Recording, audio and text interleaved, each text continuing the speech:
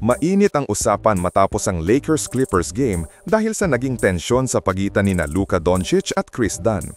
Pero mas naging malaking balita ang paraan ng pagdepensa ni Jackson Hayes, pati na rin ang pasasalamat ni Luka na siya pa raw ang sasalo sa multa. Dagdag pa dito ang update sa injury ni DeAndre Ayton. Sa gitna ng high-intensity na laban, nagkaroon ng init ng ulo sa pagitan ni Luka Doncic at Chris Dunn.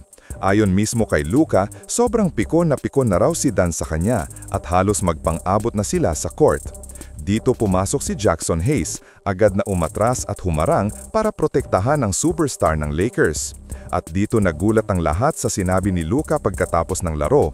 Siya na raw ang bahala sa multa ni Hayes kung sakaling magkaroon ito.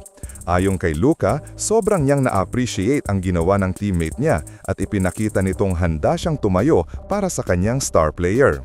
Sa post-game interview, may isa pang naging malaking punto si Luka. Sinabi niya na adjust the courts please, it's just slippery, it's dangerous. Ito ay tungkol sa special NBA Cup court na gamit ng Lakers sa gabing iyon.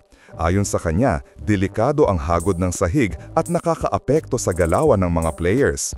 Hindi ito unang beses na may nagreklamo sa cup courts, pero dahil si Luka mismo ang nagsabi, mas naging big deal ang concern. Samantala, dagdag pang balita mula kay JJ Redick tungkol sa kondisyon ni DeAndre Ayton. Ayon sa kanya, clean naman ang MRI ng tuhod ni Ayton pero may swelling pa rin. Ang maganda, may pag-asa raw ang Lakers coaching staff na makakabalik si Ayton bago matapos ang linggo. Malaking bagay ito dahil ramdam ng Lakers ang kawalan ng kanilang primary big man lalo na sa interior defense at rebounding. Dahil dito, naging mas malaki ang role ni Hayes kaya mas napansin ang depensa at hustle plays niya sa laban. Ang kombinasyon ng tensyon, proteksyon at pasasalamat ay nagpatibay ng chemistry ng team. Pinakita ni Luka na hindi lang siya scorer at playmaker, kundi leader na kayang panindigan ang kanyang mga kasama. Para naman kay Hayes, malaking boost ito sa kanyang confidence dahil mismong franchise star ang pumuri sa kanya sa harap ng media. Malinaw sa mga pangyayari na lumalakas ang loob ng Lakers bilang isang grupo. Ang gesture ni Luka kay Hayes ay nagpapakita ng maturity at leadership na kailangan ng team ngayong season.